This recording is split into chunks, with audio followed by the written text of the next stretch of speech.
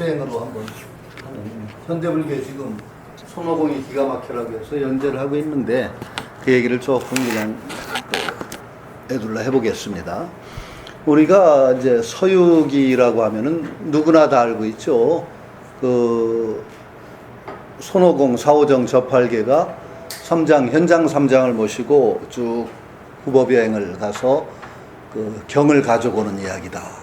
그래서 아주 소재 만화로도 나왔고 영화로도 나왔고 뭐 굉장히 많은 소재로 현대인들도 알고 있고, 사오정 시리즈 아시죠?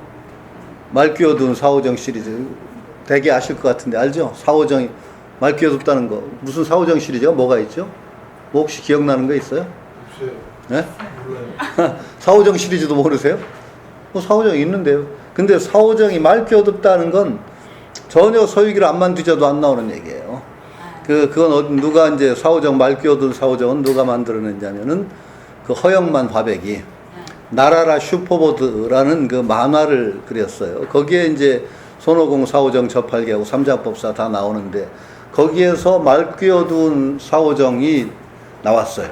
근데 그 만화가 하나가 원작에도 없던 말 끼어든 사오정을 만들어낸 거예요.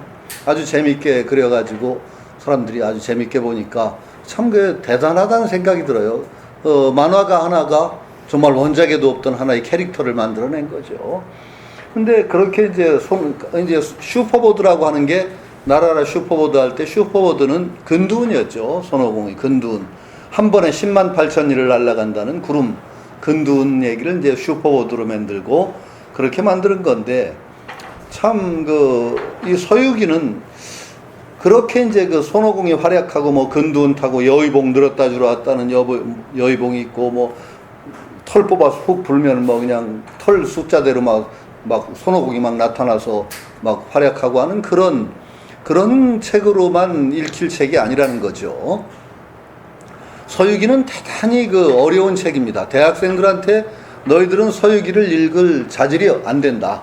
도대체가. 너희들은 깜냥으로서는 서유기를 못 읽어낸다라고 뭐 대놓고 얘기해도 아이들이 꼼짝 못하고 승복할 수밖에 없는 책이 서유기예요. 서유기는 기본적으로 불교를 배경 지식으로 가지지 않고 또 도교를 어느 정도 모르면 서유기를 읽어낼 수가 없어요. 불교와 도교, 불교가 중심이고 도교가 그러니까 곁다리로 따라붙는 그런 어떤 책이라고 할 수 있죠. 그리고 서유기 전체가 일종의 인간의 수행 과정을 이제 소설로 만들었고 두 가지가 들어가 있어요. 수행 과정과 많은 그 서유기에 나오는 요괴들이나 이런 것들은 수행 과정상에 나타나는 장애예요. 또 한편으로는 자연상의 장애도 있어요. 중국에서 인도로 가는 과정에 있는 장애, 자연상의 어떤 험한 어떤 지형이라든가 그런 것도 거기에 이제 요괴를 곁붙이죠. 전번에 제가 현장법사 코스를 따라서 실크로드를 한 4년 전에 갔다 온 것 같아요. 전체는 못 가고 중간 우르무치까지 갔다 왔는데 가다 보면 화염산이라는 지역이 있어요. 화염산. 화염산이라는 지역이 엄청나게 뜨거운 지역이에요. 뭐 그냥 화염산 지역에서는 차를 세워놨다가 자동차 보닛에다 계란을 깨서 탁 얹으면 그냥 프라이가 되는 정도로 뜨거워요. 엄청나게 뜨거운. 이제 그 뜨거운 지역이 화염산이라는 것으로 나오고 거기에 홍해아라는 또 요괴가 등장하고 하는 그런 구조죠. 서유기라는 것이. 근데 화염산 얘기하니까 제가 평생에 먹어본 수박 가운데 제일 맛있는 수박을 거기서 먹었던 것 같아요. 화염산을 그 지역을 헤맸거든요. 이제 둘러본다고 한 1시간 이상을 빠댔는데 얼마나 더워요. 그냥 영하가 아니라 40도 좀 되는 데를 넘는 데를 한 시간 반 정도를 헤매고 오니까 완전히 탈진인데 거기에 큰 냉장됐던 수박을 잘라놓은 거예요. 근데 거기는 뭐 강우량이 1년에 30mm가 안 돼요. 1년에 한 3cm가 안 되는 거죠. 그리고 수박도 우리처럼 뭐 하우스 수박이 아니라 진짜 그런 환경에서 자연에서 이제 재배한 수박인데 물은 어디다 대느냐? 설산에 눈 녹은 물 같은 걸 이제 끌어서 농사를 짓고 그러는데, 그러니 당도가 얼마나 높겠어요, 그 수박이. 그래서 거기 그걸 냉장을 했다 끊어놨는데 우리는 완전히 거의 뭐 더위에 그로기 상태가 됐는데 그 당도 높은 수박, 큰 수박도 커요. 우리 수박보다 길쭉한. 그걸 잘라놨는데 정말 이건 환장하게 맛있어요. 세상에서 제일 맛있는 수박을 제가 거기서 먹었다. 이 화염산, 홍해화가 나오는 그 불국 이제 결국 관세음보살이 등장하셔서 도와줘서 넘는 그 난관이죠. 그 화염산 지역이라는 게. 그런 어떤 장애들. 근데 중간중간에 나타나는 마왕 같은 것들은 많은 경우가 수행상의 장애입니다. 수행상에 부딪히는. 그건 이제 도교적인, 어떤 불교적인 것으로 각색이 되어 있죠. 그걸 제가 처음 느꼈던 게 그 대학교 1학년 때 예전에 이제 그 고등학교 때 서유기를 축약된 것을 읽어봤다가 대학 때 우연히 좀 비교적 완역된 서유기를 한번 읽게 된, 온전하게 번역된 서유기를 쭉 읽게 됐어요. 지금도 완전한 번역은 아니고 지금은 번역이 옛날보다 훨씬 좋죠. 그 연변에서 나온 것을 번역해서 10권으로 나온 번역이 있고 서울대 서유기 번역팀이 꾸려져서 거기서 한 10권으로 또 번역된 게 있고 그러니까 아주 번역이 잘 된 셈인데 그 시절은 그렇게 완벽하지는 않아도 어느 정도 꽤 여러 권으로 된 서유기를 제가 읽었던 기억이 있어요. 읽다가 이건 서유기가 이거 정말 대단한 의미가 있구나 하고 딱 느끼게 된 게 이제 손오공이 처음에 태어나가지고 도론숭이죠. 손오공 태어난 것부터 심상치가 않아요. 하여튼 어쨌든 간에 원숭인데 손오공이 처음에는 도수를 배워가지고 천상세계를 어지럽히고 난리를 부려서 막 그러다가 석가모니 한테 잡히죠. 석가모니하고 내기라는데 네가 얼마나 빠르냐 해서 손오공이 근둔 타고 휙 날러 산청 가다 보니까 손가락 5개가 있는 봉우리 같은 게 있어서 이제 여기까지 다녀갔다가 오줌을 갈겨놓고 가운데 봉우리다가 돌아왔는데 석가모니한테 와서 내가 이만큼 갔는데 증거가 오줌 싸고 왔다 그러니 석가모니 부처님께서 이 손바닥 내밀는데 가운데 손가락에 원숭이 오줌 자국이 있고 뭐 이제 손바닥을 못 벗어난 거죠. 부처님 손바닥을 건두운타고 그 부처님이 그냥 달랑 잡아서 그냥 그 땅에다 쳐박고서 오행산이라는 산으로 손오공을 그냥 눌러버리죠. 그래서 손오공은 거의 죽지 않는 존재이기 때문에 오행산에서 오랫동안 고생을 하다가 이제 죄를 사해서 벗어난 길이 삼장법사를 수행해서 서천에 가서 인도에 가서 불경을 가져오면은 내 죄를 면해주겠다. 이래 관세음보살이 그래가지고 금고 여기다 태를 씌우죠. 그래가지고 말 안 들으면 왜 주문에 오면 머리를 쪼아 붙이는 그 태를 세워서 이제 그래서 삼장법사 할 수 없이 수행을 해서 불경을 가지러 가게 됩니다. 근데 불경을 가지러 가자마자 처음 출발하자마자 도둑을 6놈을 만나요. 도둑을 6놈을 만나는데 어떤 도둑이냐면은 도둑이 성 부분은 안이비설신의예요. 첫 번째 도둑은 안간희, 눈한자, 볼간자, 기쁘리자예요. 두 번째 도둑은 이청노, 귀자, 들을청자, 썩낼로자. 세 번째 도둑은 비후에, 코비자, 냄새맡으루자, 사랑해자. 비후에. 그 다음에 뭐겠어요? 성은 알 수 있겠죠? 아니, 비 나왔으니까 설상사, 혀설자, 맛볼상자, 생각할 사자. 그 다음에 신본우, 몸신자, 성이고, 근본본자, 근심할 루자. 몸은 본래 근심이.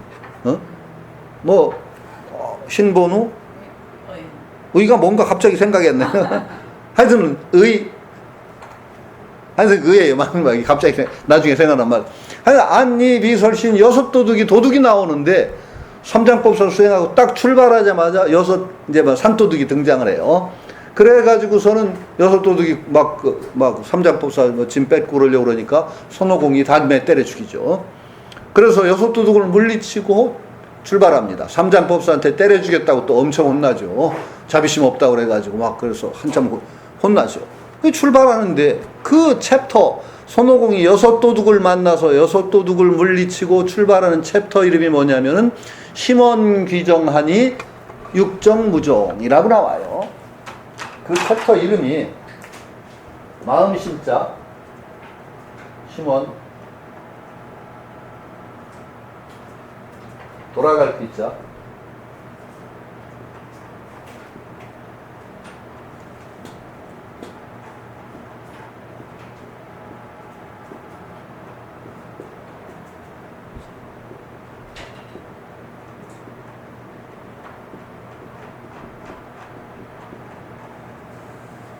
심원귀정 마음원숭이가 귀정 올바른 대로 돌아가니 여섯 도둑이 무종 자취가 없네. 이렇게 나와요. 마음원숭이가 정도로 돌아가니 여섯 도둑이 자취가 없네. 이걸 보면은 이게 무슨 대목인지가 우리가 환히 이제 불교에 좀 상식 있는 사람은 금방 알 수가 있죠. 이때 손오공은 마음을 대표하는 거예요. 마음. 보통 심원 육창 그러잖아요. 마음원숭이가 있는데 여섯 창문이 있다고 그래요. 심원에 마음원숭이가 방 가운데 있는데 육창, 여섯 창문이 있어서 여섯 창문으로 보는 경치에 팔려가지고 마음원숭이가 제자리를 찾지 못하고 맨날 날뛴다는 얘기를 하죠. 마음이, 인간의 마음이 날뛰는 걸 심원의 육창, 마음원숭이의 여섯 창문이다. 이렇게 표현하기도 하는데, 그러니까 이 여섯 도둑을 물리치고 출발한다는 얘기는 뭐냐? 불교나 도교 수행에서 첫 번째 장애가 여섯 감각기관과 희노애락의 어떤 파도를 잠재우지 못하면은 수행이 되지 않는다라는 것을 첫 도둑으로 등장을 시키고 그걸 물리치고 출발한다. 이렇게 되는 거죠. 이걸 또 보면은 소유기가 뭔가 이게 그냥 단순한 얘기가 아니구나. 이 손오공이라는 것 자체가 뭔가 상징이 있는 것이고, 손오공 나중에 저팔계 나오고 사오정 나오죠. 저팔계는 돼지 형상이고 뭐 음식 탐하고 여자 좋아하고 하는 거니까 인간의 탐욕 같은 것을 상징하는 것이라고 하는 것을 우리가 느낄 수가 있고, 사오정은 뭐 치심이 아니라 진심 같은 걸 상징, 탐진치 삼독심이라고 많이 얘기를 합니다. 그것이 삼독심이지만 결국 그 힘을 빌어서 또 우리는 수행을 합니다. 어리석임이지만 어리석음을 깨우치면 지혜가 되는 것이고, 지혜야말로 마음의 대표이기 때문에 손오공이 마음원숭이다. 이렇게 되는 게죠. 그래서 그것이 바로 이제 이걸 보면은 서유기가 이런 책이구나 하는 걸 알 수 있게 되고, 그 다음에 그런 눈으로 서유기를 뜯어보면은 중간중간에 나오는 마왕, 요괴 이런 것들이 전부 어떤 장애를 얘기한다는 것을 짐작할 수가 있게 되는 거죠. 그런데 이제 심원귀정, 육정무종이라고 할 때 때려 죽여서 혼난다고 하지만 때려 죽이면 혼나야 되죠. 여섯 도둑을 때려 죽이면 어떻게 돼요? 완전히 때려 죽이면 우리가 또 수행도 못해요. 그렇죠? 예, 우리가 이 병이 다 불교나 모든 데는 다 병통이 생겨요. 여섯 도둑이 도둑이다 그러면은 도둑을 자꾸 물리치려고 하고 도둑을 실체화하고 그러면 하고 싸우려고 하는 병이 또 생겨버리죠. 그러면 안 되는 거거든요. 원래 여섯 도둑은 도둑이 또 아니에요. 도둑은 제가 전에도 얘기했죠. 여섯 도둑을 도둑이라고 하는 바람에 병통 생기는 거. 심원육창 얘기를 제가 처음 들은 게 예전에 송광사에 계시던 소구산 스님, 구산 스님한테 들었어요. 소구산 스님이 마음원숭이의 여섯 도둑이다 라는 얘기를 해서 여섯 도둑의 마음을 뺏기지 말아야 되느니라 하고 설법을 멋있게 했는데 참 좋은 말씀이었는데, 이게 병이 들은 거예요. 이게 여섯 도둑을 물리쳐야 된다는. 그래가지고 수련대에 갔는데 이제 한밤중에 한 10시나 됐는데 막 으악 하는 비명소리가 들려요. 막 재즈는. 그 옆방에 있던 교수님이 얼굴이 헬쑥해져서 저한테 달려왔어요. 교수님 왜 저한테 달려? 학생한테. 성군 그러더니, 저기 이상한 놈이, 내 옆방에 이상한 놈이 있는 것 같으니까 좀 가보지 않을래? 그래서 제가 이렇게 뚫뚫거리고 가서 캄캄한 방인데 오늘 승려한테 누가 방구석에 앉아서 뭐가 반은 나가서 도둑놈이야 이러고 있어요. 그래서 불을 톡 켜봤더니 후배야. 1년 후배가. 이렇게 눈이 막 꼬물꼬물 하는데 도둑이야. 그럼 내가 뭐가 도둑이냐? 그랬더니 이 병이 걸린 거야. 심원육창병이. 그래서 밤에 그 여섯 도둑한테 마음을 안 뺏기려고 그냥 용을 쓰고 참선을 하고 있는데 이놈은 물소리가 들려. 사람 소리, 풍경 소리 들려. 그러니까 그게 그냥 물러가라고 하고 으악 하고 소리를 지르니 이게 반 미치는 거예요. 사람 그래 미치는 수가 있습니다. 공부 잘못하면. 그래가지고 제가 그때만 해도 성질이 팔팔할 때 후려 갈겠죠. 일단 어깨 쭉지를 그냥 끔찍 아프니까 깨더라. 이놈의 자식아, 니 그따위로 그 지혜 없이 공부를 하면 무슨 공부를 한다고? 저게 도둑이라고 인정하려고 어떻게 그거한테 마음을 안 뺏기냐 이놈아. 이미 저것을 소리를 듣지 말아야지 하는 소리를 하는 순간에 이미 뺏겼잖아요. 그렇죠? 이미 뺏기고 나서 그 다음에 안 뺏긴 게 했더니 말이 되는 소리냐? 그따위로 공부를 하냐 너는 이놈의 자식아 하고 두드려 패고, 저것이 아무리 시끄럽던 그것이 빈 것을 알고 내 하던 일을 그대로 하면 그것이 자축 없이 사라질 텐데 이놈아 저것을 인정하고 그 다음에 듣지 말아야지가 말이 되냐? 그러고 또 한 대 죽어봤지. 그랬더니 눈깔이 좀 돌아오더라고요. 그거 그대로 두면 미쳐요. 잘못하면 애들이 잘못하면 공부하다가 좋은 공부하다가 뺑 돌아버리는 수가 그래서 있는 거예요. 그게 다 좋은 말도 지혜가 없으면 병이 된다고 하는 거죠. 병통이 돼요. 모두 다. 옛날에 백봉 선생님도 지혜 없으면 모든 방편이 장애가 된다라고 하면서 그때 저한테 마침 뭐 그때 담배 피실 때다. 담배도 꽤 늦게 끊으셨잖아요. 담배 피다가 야 성냥고를 그때는 성냥으로 성냥고를 갖다 여기다 문대야지 불이 나오지. 이걸 갖다 거꾸로 문대면 아무리 성냥이 있어도 불이 나겠냐 그러시면서 그러니까 잘못 방편을 이용하면 성냥고를 문대는 게 아니라 딴 데다 문대는 거꾸로 문대는 그런 지혜 없는 짓이 나오느니라. 이렇게 말씀하셨던 기억이 있는데 그런 어떤 병이 다 생기는 거죠. 심원육창병도 그런 병이 될 수가 있어요. 우리가 그 수행을 한다는 것은 그걸 적대적으로 그걸 인식을 하면 절대 수행을 안 돼요. 내 하던 일은 그냥 그걸 허공성이다, 이제 비었다, 이렇게 인식을 하면은 그냥 무시하면 되는 건데 자꾸 그놈하고 싸우려고 하는 순간에 우리는 오히려 장애가 일어난단 말이죠. 그렇게 따지면 그 백봉 선생님 여기 보림선언에 병 잘 걸리는 병이 뭐예요? 허공병 잘 걸려요. 허공병 잘 걸리거든. 절대성 병 잘 걸리거든. 이거 큰 병이거든요. 허공이 어디 따로 있는 줄 알아. 허공하다가 허공병 걸리면 약도 없어요, 그거. 허공병 무섭거든요. 절대성 병, 그것도 무섭거든요. 절대성이라고 하는 건 절대가 따로 있으면 절대가 아니에요. 절대라는 건 뭐예요? 상대가 끊어진 게 절대예요. 상대가 끊어진 게 절대인데 여기 상대가 있고 여기 따로 절대가 있으면 상대하고 절대가 상대라니 절대가 아니죠. 어? 절대는 또 절대 자취가 없어야 돼요. 절대라는 것이 무너져야 절대예요. 상대와 따로 독립돼서 저기는 상대고 여기는 나는 절대다 하는 순간에 그건 절대가 아니거든요. 절대는 또 절대가 아닌 절대도 빈 거예요. 공도 또한 비었다라고 하는 얘기 그래 나오는 거죠. 선생님이 다 그런 얘기를 해도 그런 병통 걸리기 딱 좋단 말이에요. 절대성병, 허공병 잘못하면 딱 걸리기 좋아요. 아주 위험해요. 그 병 들으면 또 약이 귀해요. 아주 그래가지고 그 병 낫기가 아주 힘들어요.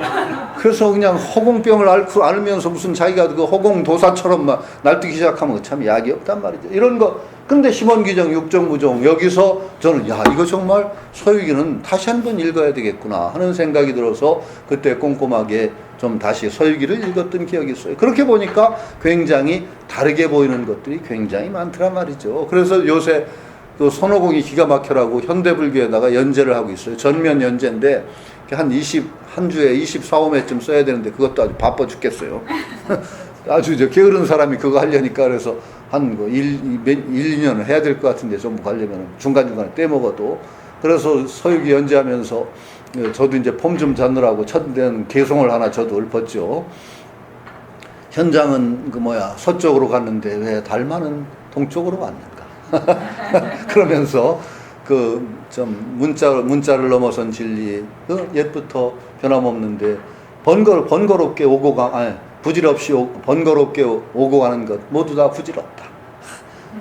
마주 삼장은 가고 달만 오고 하는 게 부질없다. 이렇게 얘기를 하고 부질없는 짓을 하염없이 하는 것이 본디 우리 집안의 가풍이라니.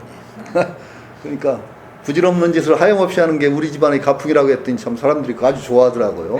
우리가 부질없는 짓을 하염없이 하는 사람들이다 이제 그러는데 오고 간 그 길에 잣나무 푸르르다. 잣나무는 뜰 앞에 잣나무라는 거기서 따온 거죠. 잣나무 푸르르다. 그러면서 그 다음에 우리 집들의 저 나무도 잣나무 아니런가. 우리 집 잣나무는 단풍도 고와 좋을시고. 그랬더니 이게 무슨 귀신 신나라 까먹는 소리냐. 그래서 그냥 알아서 해봐라 해서 해봐라 그러고 개성을 하나 저도 폼 잡고 하나 읊은. 그래서 이제 연재를 하고 있는데 그렇게 이제 서유기를 읽어 나가 보면은 참 손오공의 출생부터가 재밌단 말이죠. 손오공은 도론숭이에요. 천지간의 정기가 모여서 태어난 도론숭이. 부모의 영육을 빌어서 나온 원숭이가 아니라 그냥 천지간의 정기를 빌어서 나온 도론숭이인데 그 도론숭이 탄생부터가 비범하죠. 그러면 우리 육신은 부모에서 빌어 나왔다고 하더라도 원숭이, 마음 원숭이라고 하는 우리 영지자리는 어디서 왔을까 하는 생각을 하게 하는 거죠. 도론숭이는 본디 부모 없이 태어난 무시래로 그냥 있었던 그런 어떤 그것을 도론숭이 출생이다. 이런 식으로 아마 비유를 하지 않았을까. 근데 재밌는 게 손오공 태어난 바위 자체가 희한한 바위예요. 사방이 300m인데 1년 날수하고 비슷한 거하고 맞춰서. 그러니까 하여튼 우주간의 어떤 운행 가운데서 본디부터 있던 그런 존재 같은 냄새를 손오공은 나타내죠. 그게 손오공이 태어나서 수렴동을 발견하고 그러다가 손오공이 원숭이 왕이 되죠. 원숭이 왕이 되는 것은 화과산 수렴동이라는 것을 발견해서 왕이 되는데 그때 손오공이 뭔가 원숭이 왕 노릇을 하다가 인생의 비애를 느껴요. 뭔가 우리가 죽는 존재라는 것을 생각하고 죽지 않는 길을 찾기 위해서 손오공은 나서요. 그러니까 이 상당히 의미가 있어요. 손오공이 원숭이 왕이 됐다가 뭔가 정말 이 삶의 실상을 보는 거지. 생로병사의 실상을 보고 죽지 않은 길을 위해서 그 일종의 출가를 하는 거예요. 손오공이. 그래서 배를 타고 쭉 동승신주에서부터 손오공은 동승신주 출신이에요. 원래 인도의 그 세계관은 수미산이 중간에 가운데 쫙 있고 여기 저 도리천 33천 여기 있고 여기에 철이산이라고 하는 뭐 산이 바다가 둘러져 있고 그래서 여기에 수미산 저 끄트머리에 바다가 있는데 바다에 네 대륙이 있어요. 동승신주, 서우하주, 남선부주, 북구로주. 우리는 남선부주에 살아요. 우리 인간이 사는 대륙을 남선부주라고 하고 제일 아마 하열한 대륙이라고 한 것 같아요. 사람들이 근데 손오공은 동승신주 출신이에요. 그래서 배를 타고 남선부주로 왔는데 남선부주 인간들 하는 꼬라지를 보니까 하도 형편없어서 여기는 아니다 그러고 다시 떠나서 서우하주에 가서 이제 스승을 찾는데 수보리조사를 만나요. 거기서 서우하주에 가서 수보리조사를 만나는데 어떤 나무꾼이 나무를 하는데 그 소리가 아주 노래를 하는데 노래가 아주 참 너무 좋아서 그 나무꾼이 도인인 줄 알고 가서 절을 하고 돌을 물으니까 내가 아니다. 원산지가 따로 있다. 그래서 저쪽 어느 데 가면은 그 수보리조사라는 분이 있는데 그분한테 배운 거다. 그런데 수보리조사가 사는 골짜기 동네가 아주 재미있어요. 수보리조사가 어떤 동네에 사느냐 하고 물으니까 영대 방촌산 4월 삼성동이에요. 수보리조사가 사는 동네가 재미있어요.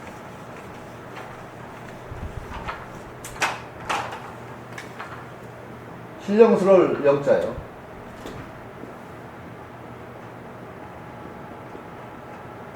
영대는 누대를 약자로 쓸게요. 영대 방촌산.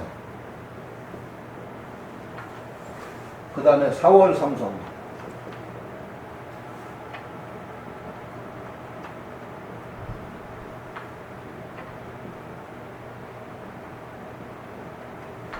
이 수월이 사는 동네 골짜기가 그래요.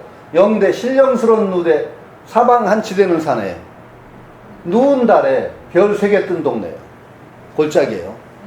영대 방촌이라는 건 원래 많이 쓰이던 말이에요. 사람의 마음을 사방 한치된다고 그래요. 보통 크기가 없으니까 그걸 갖다가 사방 한치되는 그 좁은 마음, 크기를 잴 수 없는 그 마음 속에 선악의 마음이 다툰다 그래서 방촌이라고 불러요. 그걸 영대 방촌이라고 그래요. 신령스러운 누대, 인간의 영지를 영대 방촌이라.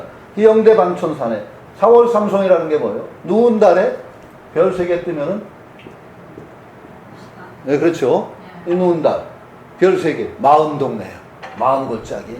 영대 방촌산 마음 골짜기에 가서 이제 그 스승을 찾아요. 그러니까 도수를 배우는 것도 멀리 가는 게 아니에요. 인간의 마음 속에서 영대 방촌 4월 삼성동에 가서 수보리조사를 만나서 거기서 이제 도수를 배우는 거죠. 그런데 손오공이 나중에 결국은 결론을 얘기하면은 손오공은 부처가 됩니다. 손오공은 부처가 돼요. 근데 원숭이가 부처가 되는 거니까 참 생각하면 우리 사람이라고 해도 우리가 참 사람 아니잖아요. 우리가 정말로 참 사람이 되는 건 깨닫구나 부처가 돼야지 정말 사람의 완성인데 손오공이 수행을 해서 부처가 되는 것이 아마도 우리가 깨달아 부처 되는 것을 상징한 것이 아닌가 하는 생각 들었는데 하여튼 손오공이 4월 삼성동 영대방촌산 4월 삼성동에 가서 수보리조사한테 도수를 배워가지고 그때는 주로 이제 죽지 않는 길을 추구해서 도수를 배웁니다. 별 희한한 도술, 그 중에 대표적인 도술이 근둔이죠. 구름 타고 한번 10만리 판천이 날아가고. 근데 이미 그때 거의 죽지 않는 그 경지에 거의 손오공이 도달했다고 봐요. 그런데 엄청난 힘을 얻은 거예요. 그러니까 우리가 마음에서 뭔가 보고를 캐낸 거예요. 마음의 보고. 우리 마음은 얼마나 큰 힘을 가지고 있느냐? 잴 수가 없죠. 보통 우리가 불교 수행을 해서 불교 수행은 대개 2가지죠. 하나는 마음의 평화예요. 번뇌를 쉬고 마음의 평화라는 것이고, 하나는 삼매라든지 그런 것을 통해서 마음에 담겨진 힘을 이끌어내는 거예요. 우리 마음에 잠재되어 있는 능력을 극대화하고, 두 가지, 한편으로는 그 번뇌가 들끓는 마음을 평화롭게 하는, 그 불교 수행이라는 건 결국 두 가지로 요약된다고도 말할 수가 있을 것 같아요. 그러니까 계정현대, 계라고 하는 것은 우리가 도덕적인 삶을 통해서, 도덕적인 삶이 안 되면서 마음의 평화라든지 마음의 능력을 극대화한다는 건 불가능하다는 거죠. 도덕적인 삶. 그 다음에 엄청난 집중과 몰입을 통해서 마음의 통찰력을 키우고 마음에 잠재되어 있는 능력을 극대화하는 것. 그 다음에 해라고 하는 것은 뭐예요? 언제나 깨어있는 마음을 가지고 바른 견해로 세상을 올바로 봄. 이 세 가지 수행밖에 없거든요. 근데 그 중에서 정의 수행이 깊어지면 깊어질수록 마음에 잠재된 힘을 끌어낼 수가 있습니다.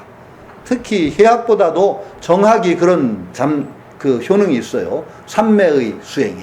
삼매의 수행이라는 게 이제 대개 뭐냐면은, 그러나 삼매의 수행하고 깨달음과는 달라요. 부처님은 그 알랄라 칼라마하고 우따 칼라마부터 두 분한테 스승으로 그 술가에서 배우면서 삼매 수행의 궁극에 도달하셨어요. 부처님은 삼매 수행의 궁극에 도달하셨어요. 그러니까 비상 비비상처라든지 그런 선수행의 극치까지 갔죠. 그 두 스승이 석가모니에게, 부처님에게, 그때는 석가모니가 아니지만 나와 함께 교단을 이끌자 할 정도로 삼매수행의 극점에 도달했던 거죠. 근데 그 삼매수행은 엄청난 정신적인 힘도 이끌어내고, 그 몰입된 그 삼매 속에서는 전혀 고통이 없고 환희만이 있어요. 근데 석가모니 부처님께서 거부했죠. 그걸 뿌리치고 나오셨죠. 왜 나오셨어요? 석가모니 부처님께서 그 최고의 삼매를, 경지를 완전히 성취하시고도 그 두 스승이 함께 교단을 이끌자고 하고 청했을 때 뿌리치고 나온 이유가 뭐예요? 그렇게 살 수는 없다는 거예요. 그렇게 살 수는 없어요. 그 삼매에 들어있을 때는 우리는 굉장히 평화롭고 환희 상태에 있어요. 그러고 엄청난 힘을 가질 수도 있어요. 그러나 그렇게 살면 어떤 삶이에요? 그건 돌멩이에요, 바위돌. 그러면 깊은 삼매에 도달하는 게 궁극의 목적이라면 인간이 모두 바위덩어리는 아무등거리 되는 게 목적이 되겠어요? 그거 아니죠. 부처님은 굉장히 중요한, 이게 전환이에요. 불교의 전환점은 뭐냐? 우리 이렇게 살아가면서도 행복할 수 있는 그런 존재가 되고자 하는 거예요. 불교의 그러니까 목표가 대단히 뚜렷해요. 그리고 불교를 믿는 사람들은 그런 어떤 부처님이 버리고 나왔던 지점에 머물러 있으면 안 돼요. 부처님은 삼매수행의 궁극에 도달하셨고, 그러나 그걸 아주 버리지는 않으셨지만 거기에 머물러 계시진 않았어요. 그래서 다시 진정한 깨달음, 이렇게 현실적인 삶을 살아가면서도 행복한 존재가 되기 위해서 나오신 거예요. 근데 지금 불교계에도 병통이 많아요. 부처님이 버리고 나온 그 지점까지만 수행을 하는 분들이 많아요. 삼매만을 불교의 전부라고 생각해요. 정의 쌍수가 안 되면 불교 아니에요. 언제나 불교는 정의 쌍수예요. 깨어 있어야 돼요. 언제나 깨어 있어야 돼요. 그냥 옆에서 벼락 쳐도 모르는 삼매 수행만 가지고 불교는 절대 그 깨달음 얻을 수 있는 거 아니거든요. 근데 많은 그 수행자들이 그 삼매 수행을 불교 수행의 궁극으로 여기는 경우가 있는데, 삼매 수행은 굉장한 큰 힘을 낼 수가 있고 굉장히 큰 정신적인 능력을 고양시킬 수 있지만 그것이 깨달음 아니라는 것도 분명한 거예요. 그러니까 아마도 이제 그 아마 단계를 따지면 손오공이 진리는 모르고 힘은 얻은 거예요. 그 수보리 조사한테 배워가지고 진리는 모르고 힘은 얻었어요. 진리를 모르고 힘만 얻으면 어떻게 돼요? 이거 진짜 골치가 아파요. 진짜 인간이 어디로 날뛸지 모르는 것. 무식한 놈이, 진리 모르고 흉폭한 놈이 흉기를 가지면 어떻게 돼요? 이건 안 가지고 없음만도 못하고. 그러니까 손오공이 그 다음부터 어떤 짓을 벌이나요?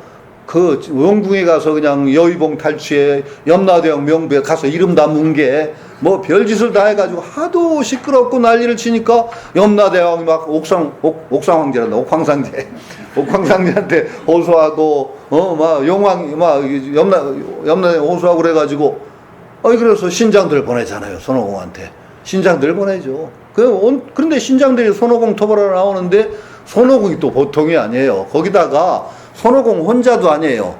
또 마왕들끼리 연합을 맺어. 손오공 이제 연합이 생겨요. 뭐 우마왕이라든지 뭐 결의 형제 비슷하게 해가지고 엄청나게 센 존재들이 연합을 해가지고 그 특히 손오공이 보통 제주가 아니라 결국은 그 천군들을 막 물리칩니다. 깨집니다.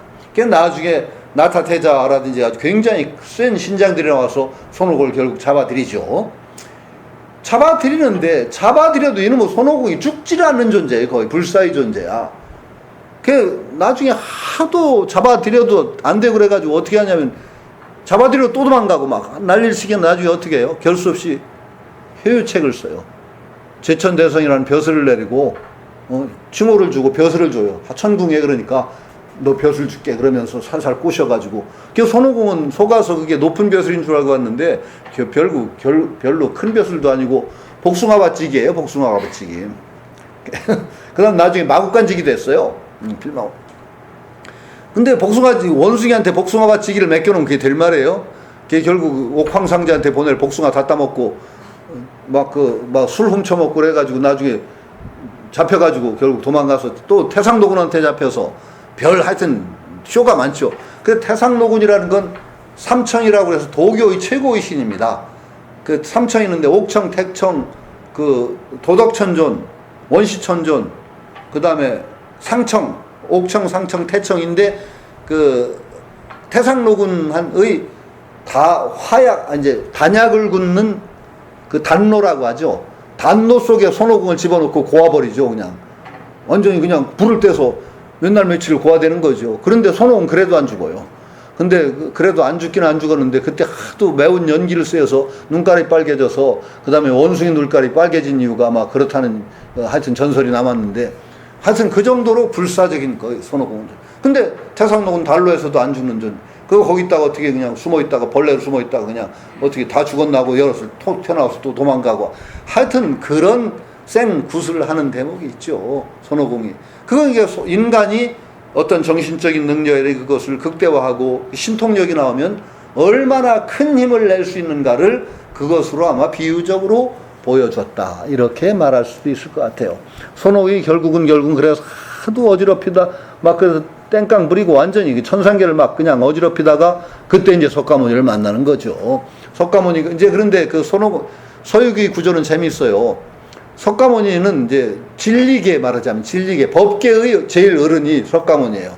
그런데 그 신선계라고 하는 계가 또 있어요. 신선계의 제일 우두머리가 옥황상제하고 태상노군 이런 두 개가 있는데 석가모니께서 이제 옥황상제를 방문했다가 옥황상제가 골머리가 앓는 대목을 보고서 한번 어떤 놈인지 한번 보자고 나왔다가 석가모니를 이제 손오공을 만나는 거예요. 그래서 석가모니께서 이제 네가 그렇게 재주가 좋으냐 그러니까 지제주 자랑하는 게 근둔 대표적인 재주가 근둔이거든요. 근둔이라는 이제 대표적인 재주를 그냥 얘기하고 그러니까 그러면 누가 빠른지 한번 해보자.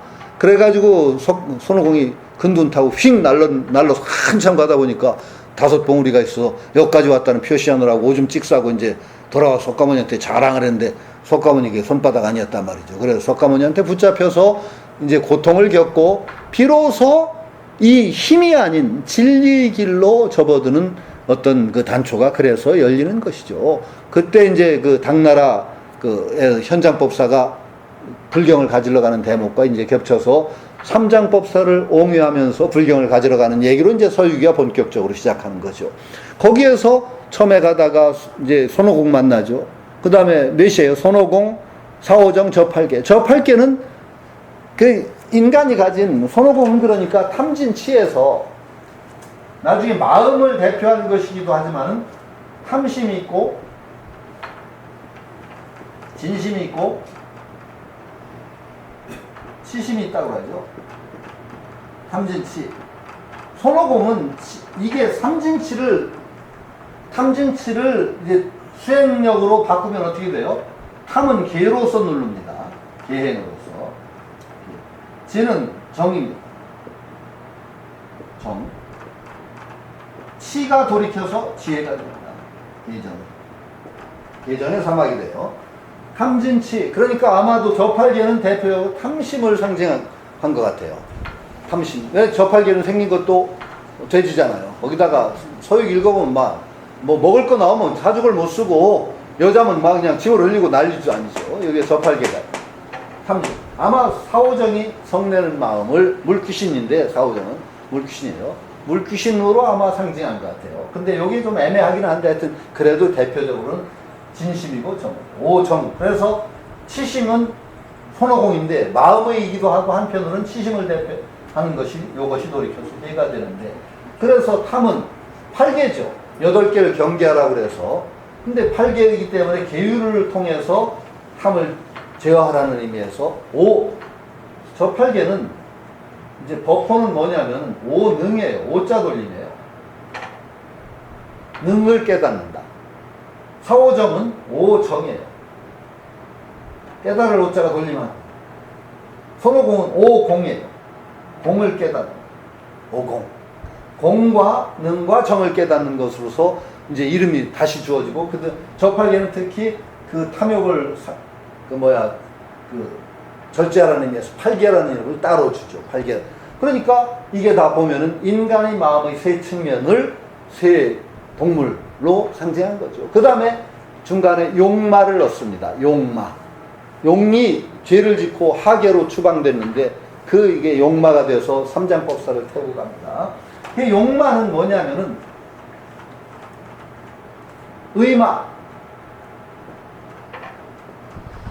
의마심원이라고. 의마심원이라는 표현도 아시죠? 이 원자, 원숭이 원자.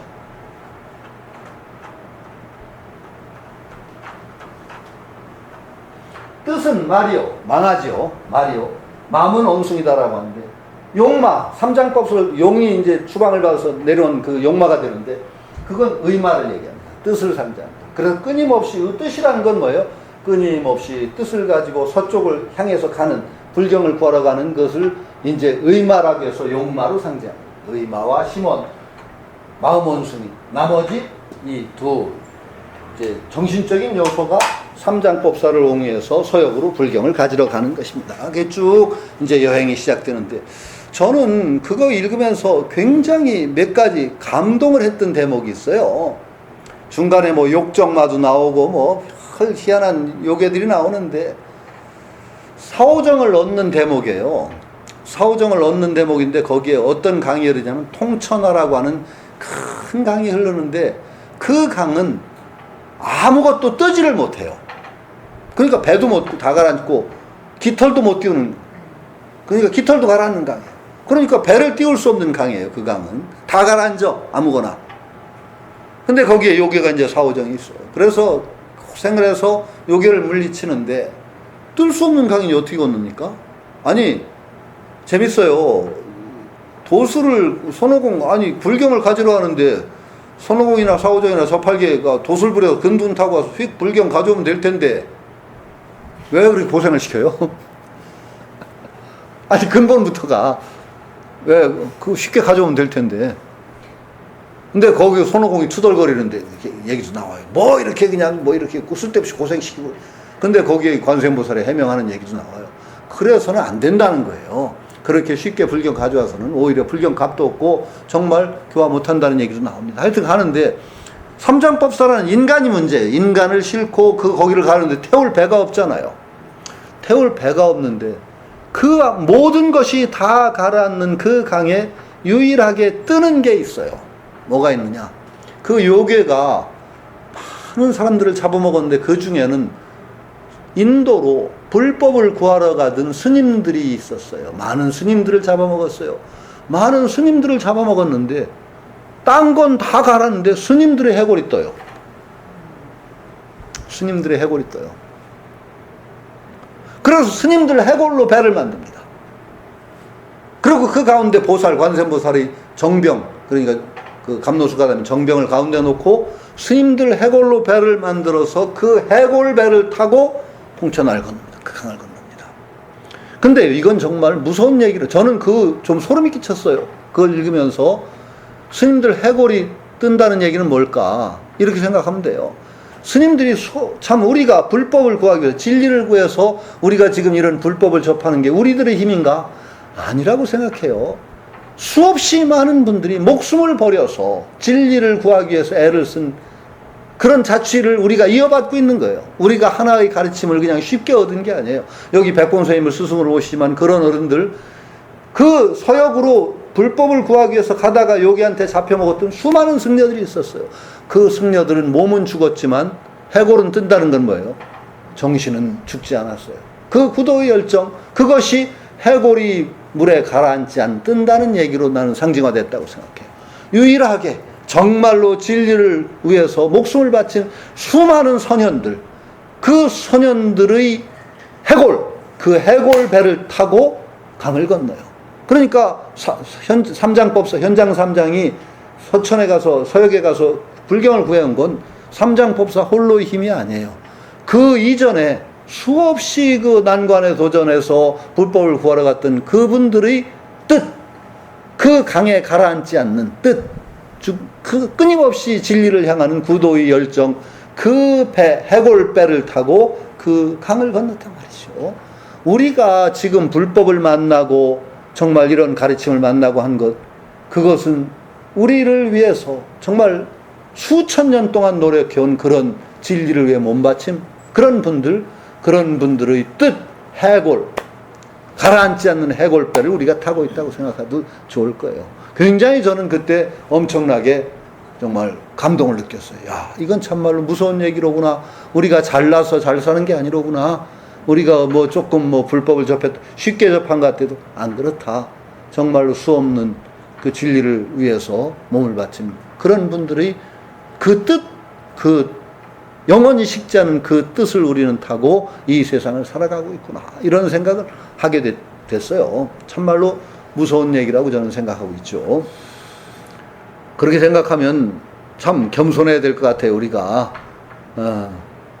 하다못해 그것만 해버리겠어요. 우리 부모들의 뜻과 그냥 참 무수히 우리를 위해서 몸바치신 그런 분들의 고귀한 뜻, 그것이 있었기에 우리가 지금 이 험한 세상을 그래 살아가고 있고, 더 거기에 복되게도 부처님의 가르침이라는 진리를 만났다. 이런 생각을 그 대목에서 하게 된 것 같아요.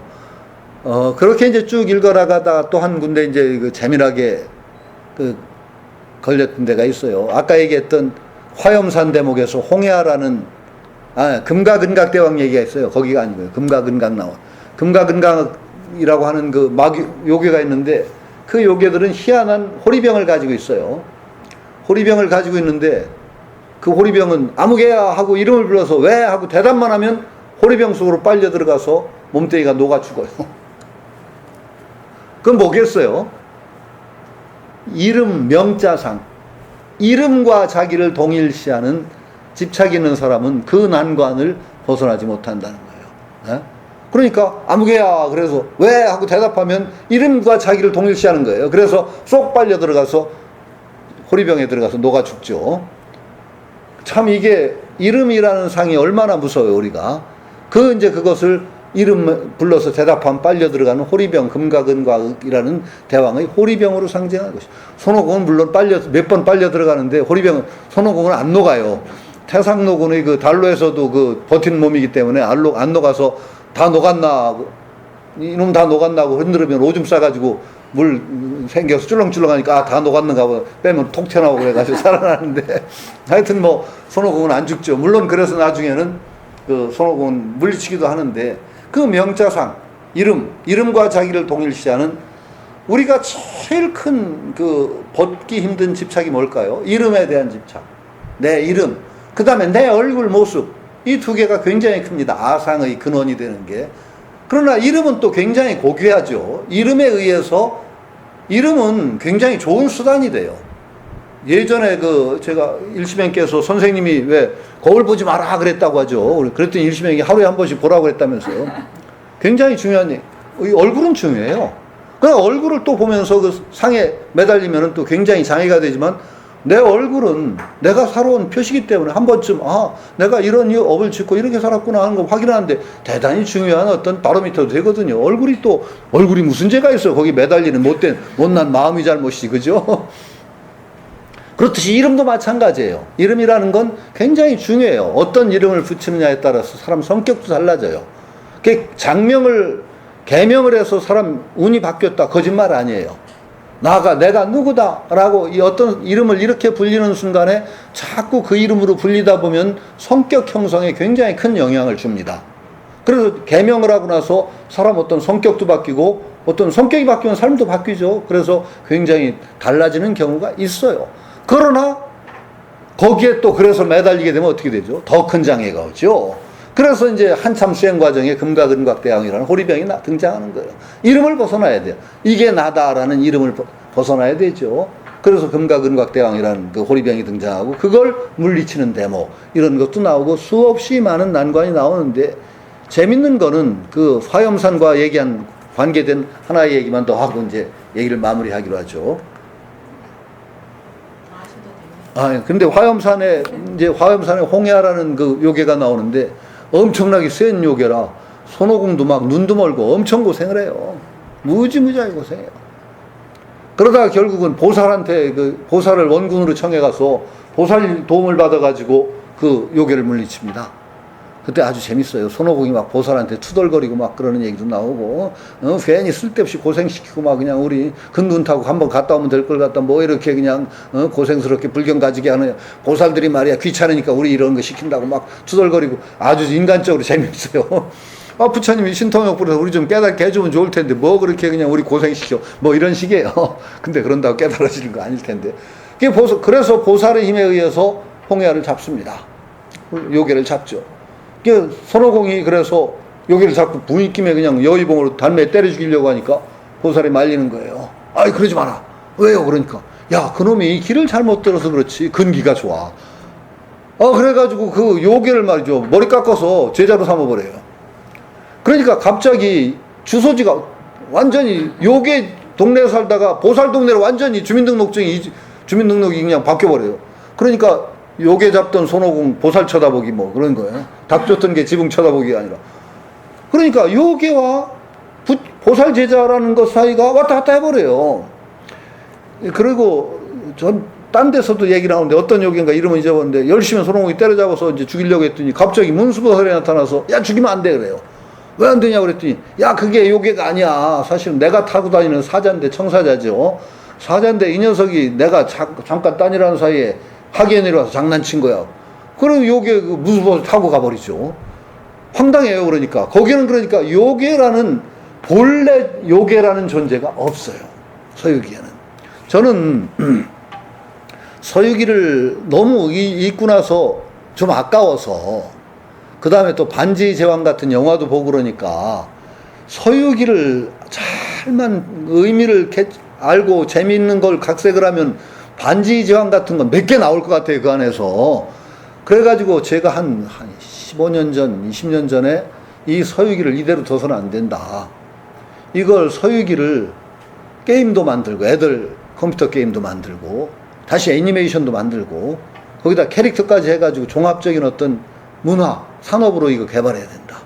그래가지고 저는 그때는 꿈을 야무지게 꾸고 게임 제작자도 만나고 진짜 만났어요. 여러 게임 제작자한테 만나고 영화 감독들도 제가 만났어요. 이거 어떻게 이런 의미가 있다. 깊은 의미가 서유기에는. 그러니까 이거 재미도 있고 의미도 있다. 재미만 있으면 안 되는데 이 속에 얼마나 깊은 의미가 있다. 이것을 게임으로도 만들고 영화로도 만들고 그러면은 재미와 더 아울러서 말하자면 가르침도 줄 수 있는 거 아니냐.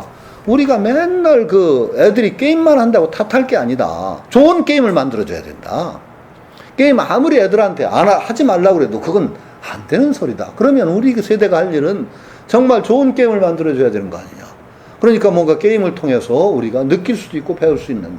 그러니까 재미와 내용을 갖춘 것이 바로 여기 있지 않냐. 이걸 한번 해보자. 그러면서 서유기 설명도 해주고 영화 감독들한테 뭐 그래서 그런데 결국은 제일 중요한 그 사람들도 다 동감은 했는데 물줄을 못 만났죠. 그래서 밥값만 깨지고 결국 말았는데 게임 제작자한테도 제가 그걸 쭉 설명을 해줬어요. 서유기가 이런 의미가 있다. 한번 읽어봐라. 내가 대목 설명도 해드렸더니 읽고 나더니 게임 제작자 하는 얘기가 굉장히 재밌어요. 굉장히 재밌대요. 그런데 이걸 게임을 하면 전혀 다른 지금까지 있던 게임과는 다른 류의 게임이 나와야 될 것 같다는 거예요. 뭐냐 그랬더니 지금까지 나온 게임은 어떤 게임이냐. 적이 분명한 게임이야. 악과 선을 딱 나눈 사고방식에서 성립하는 게임이에요. 악과 선악이 딱 나뉘어서. 그러니까 절대적인 악을 상징하고 그걸 없애버리는 게임이라는 거예요. 때려 부시고 죽이고 하는 게임이 지금까지 나온 게임의 핵심 개념이래요.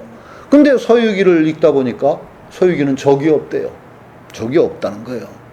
이거 굉장히 중요한 얘기죠. 서유기는 적이 없어요, 사실은. 왜? 아까 얘기한 대로 요괴가 갑자기 보살 제자로 완전히 바뀌어버리니까, 이건 적이 없는 게임이라는 거예요. 그렇다면은 이게 지금 나온 게임하고는 전혀 다른 종류의 게임을 개발해야 돼서 상당히 어려울지도 모르겠습니다. 그래서 바로 그게 우리가 줄 수 있는 메시지다. 우리 불교라든지 여기 이 관점에서 현대에 던질 수 있는 가장 중요한 가르침이다. 기독교적인 가르침이 가장 문제가 뭐냐? 사탄이라는 절대악의 존재를 상정하는 것이 기독교의 본질적인 문제다. 원래 기독교가 그런지는 모르지만 절대적인 악이 있다라는 것은 그런 눈으로 세상을 보면 어떻게 되냐? 저놈은 악이다 라고 규정을 하면 죽여야 되지 않느냐? 여기는 화해도 없고 타협도 없다. 그러니까 이 세계가 기독교적인 사유로 세상을 보는 한은 절대 이 서로 죽고 죽이는 전쟁이 끝일 수가 없는 거예요. 왜? 부시가 그랬잖아요, 옛날에. 이란교 후세인인가 누구? 악의 축. 그런 게 어디 있어요? 거꾸로 보면 후세인을 보면 저쪽이 악의 축이란 말이지. 서로 악의 축이라고 절대악을 거기다 상징하면 어떻게 돼요? 말살시켜야 되는 거예요. 말살이라는 개념밖에 남지 않는 거죠. 불교는 그런 것이 아니잖아요. 말살이 없어요. 절대악이라는 게 불교는 없어요. 홍야 같은 그 요괴, 대요괴가 보살의 제자로, 보살에 사는 청세자가 요괴로 등장할 수도 있어요. 이런 사고방식, 그것을 어떻게 이제 무슨 사고방식이라고 하느냐면은 그걸 관계론적인 사고방식이라고 그래요. 실제론적인 사고방식은 선악이라는 것이 존재 자체 속에 깃들어 있다라고 보면은 악은 없애야죠. 죽여버려야 되죠. 그러나 불교적인 사고방식은 뭐냐? 관계.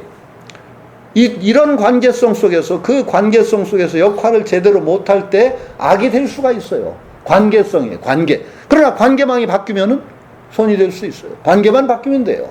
우리가 절대적인 악과 선의 관계로 부딪혔는데 그게 절대적인 악이 아니에요. 나에게 그런 관계성 속에서 나에게 피해를 줄 뿐이에요. 그런데 그 관계를 판을 바꿔버려요. 판을 바꾸면 어떻게 돼요? 그건 악이 아니라는 거죠. 그걸 관계론적인 사고방식이라고 합니다. 실제론적인, 존재론적인 사고방식을 가지고 있는 한은 우리는 끊임없이 악을 죽일 수밖에 없어요. 저놈은 나쁜 놈이에요. 악이에요. 그럼 화해 없어요. 죽여야 돼요. 그런데 우리가 가진, 그 대한민국 우리 국민들이 가진 제일 근본적인 문제가 상대방을 용납 안 하는 사고방식이고, 세계적으로도 부시식으로 악의 축 이렇게 하는 사고하는 방식이 피를 흘리는 전쟁, 인류끼리 죽고 죽이는 그런 전쟁을 부추기는 거예요. 인류 역사 가운데 여기서는 얘기해도 괜찮겠죠. 근데 저는 가장 큰 비극이 유일신 신앙이 들어오는 게 비극이라고 생각해요. 유일신 신앙이 들어오고 그 유일신 신앙이 또 잘못 해석됐다고 저는 생각을 해요. 그러면서 유일신을 위해서는 그 신에 반하는 존재는 악으로 규정하고 죽여도 된다는 거죠. 그래서 인류 역사 가운데 가장 많은 인간을 죽인 게 종교예요. 왜? 신에 반하면 죽여야 돼요. 그러니까 제가 아라비안 나이트를 읽어보면 아라비안 나이트에 어때요? 아라비안 나이트 10권으로 번역한 거, 자세하게 번역된 걸 읽어보세요. 기독교와 이슬람의 수많은 전쟁이 나옵니다. 그런데 거기 얼마나 끔찍하냐? 부자지간에도 종교가 바뀌면 서로 죽여요. 이게 도대체 신을 위한다는 명목에서 인간을 죽이는 게 합리화된다면 저는 안 된다고 생각하거든요. 아마 독일의 장미전쟁인가 그 시절에 인구가 3분의 1 이상 죽었어요. 그 종교전쟁으로. 그때 그 구교도 장군이 신교도 마을을 개 한 마리 안 남기고 다 태워 죽였습니다. 다 죽였습니다. 그러면서 정말 뼈아픈 기록을 남기고 있습니다. 내가 신을 위한다는 명목으로 이런 일을 해도 되는지 정말 마음에 갈등이 심하다라는 기록을, 마을 하나를 그냥 깡그리 그냥 없애버린 거예요. 종교가 다르다는. 그것도 기독교 안에서 신교와 구교의 갈등에서. 이런 일들이 왜 벌어져요? 사탄이라는 존재를 인정하고 절대적인 악을 인정할 때 그런 일들이 일어난단 말이죠. 이건 정말 가장 끔찍한 사태인데, 이 사고방식이 뭐냐? 사탄이라는 절대 악을 존재적으로 규정해버릴 때 나온단 말이죠. 근데 불교라는 이 동양권의 사고방식은 절대 그렇지 않아요. 이 방식이 뭐냐? 바로 중생이 부처란 말과 번뇌가 벌이라는 이런 관계론적인 사고방식이에요. 이 사고방식이야말로 우리 불교가 세계에 줄 수 있는 가장 소중한 메시지라는 거죠. 그리고 이건 아주 가장 근본적인 것이, 처음에 아까 무슨 병이라고 그랬어요? 심원육창병이라고 하고 허공병 절대성병이라고 했는데, 그 병을 극복하는 데 이게 바로 이 사고방식이 근본이에요. 관계론적인 사고방식이에요. 깨달으면 세상은 저리 있고 나는 중생이다라고 딱 놓는 한은 우리는 못 깨달아요. 왜? 중생과 부처가 둘인데 어떻게 깨달아요? 나는 중생이다라고 하는 순간 못 깨닫는 거예요. 그렇죠? 가장 이게 수행하는데도 이 사고방식, 이 올바른 견해가 수행의 바탕에 놓여있지 않으면 수행 거꾸로 해요. 나는 중생이다라고 아무리 죽어라고 수행해도 중생 못 벗어나요. 번뇌를 없애야 되겠다고 하는 순간 번뇌 영원히 못 없애요. 왜? 번뇌를 하고 번뇌 인정했는데 어떻게 없애요? 없어요. 못 없애는 거예요. 이게 굉장히 중요한 사고방식이고, 수행으로부터 세계의 문제를 해결하는데 관통되는 가장 중요한 메시지고 사고방식이에요. 이 사고방식이 우리가 바로 설 때 수행도 바르게 할 수 있고 세계의 모든 문제도 해결할 수 있는 문제가 바로 서유기 같은 데서 요괴가 보살제자로 이적하는 그런 데서 드러나는 거죠. 참 이렇게 읽으면 서유기야말로 정말 재밌는 책이에요. 나중 끝에 가면 더 재밌어요.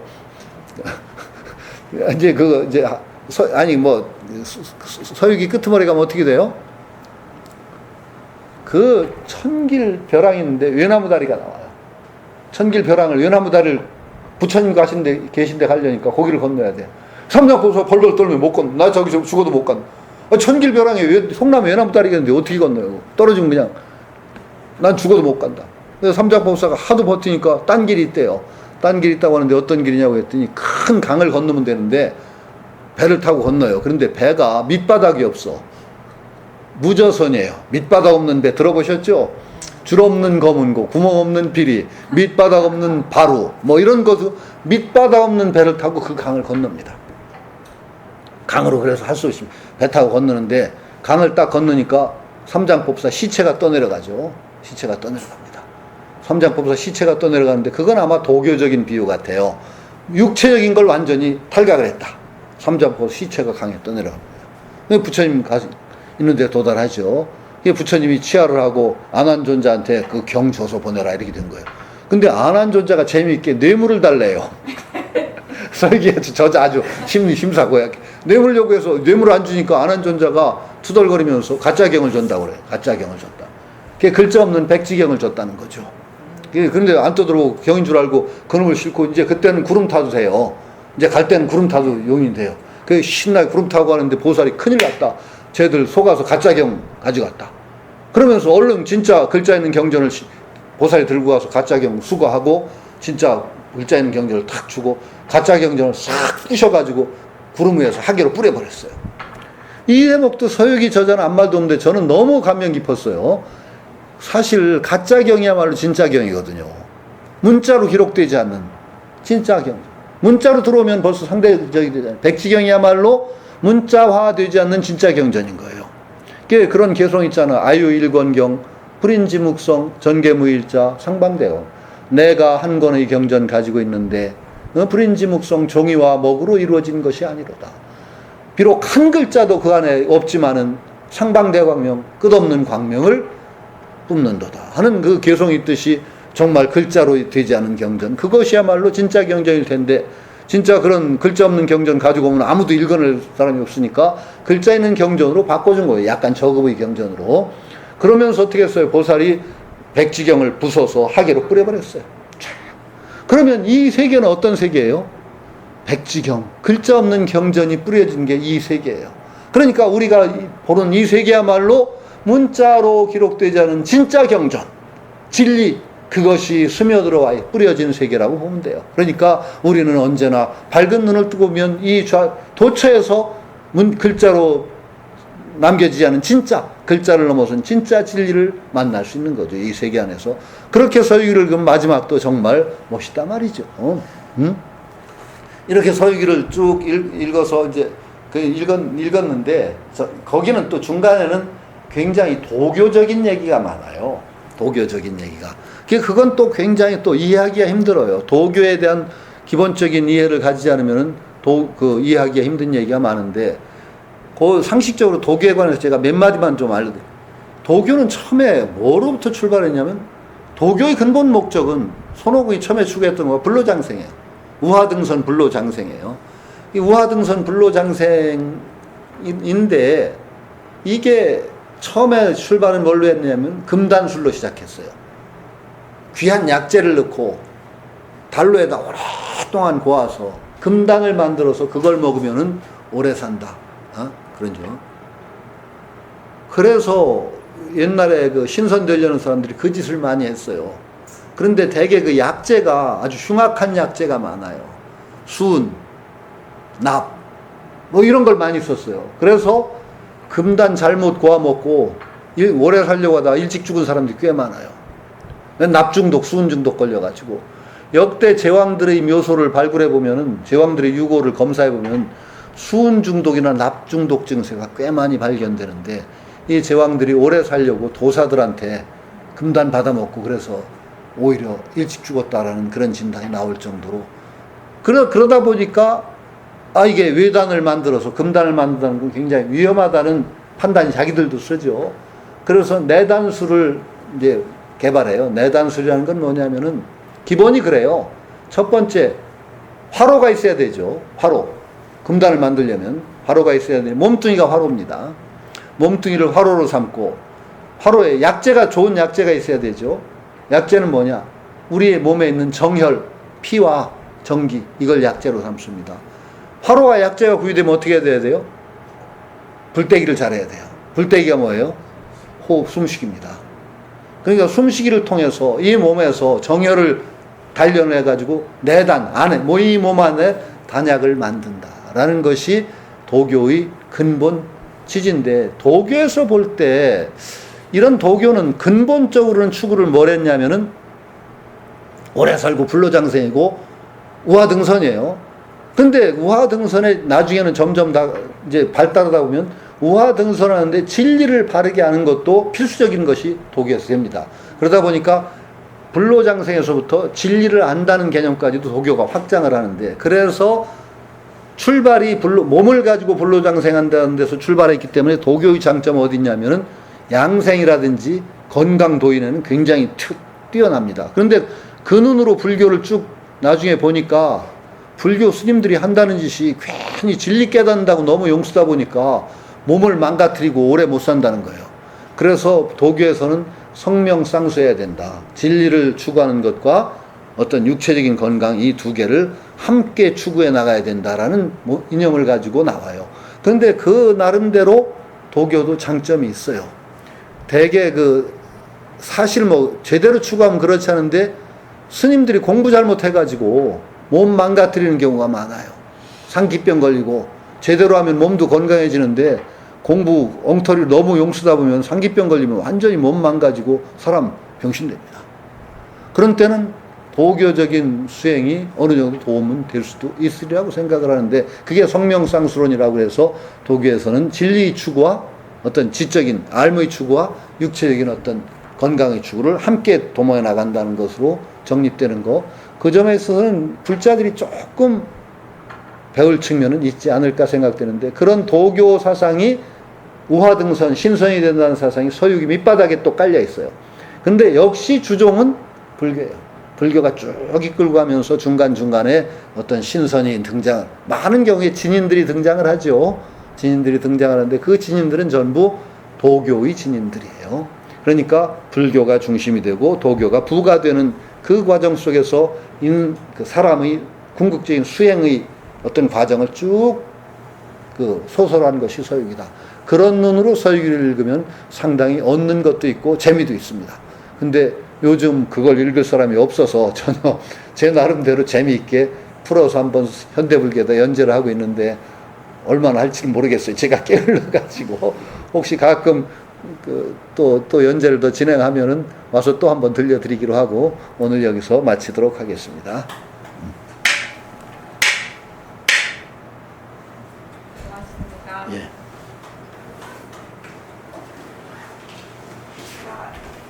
엄마 쉬셨다가요?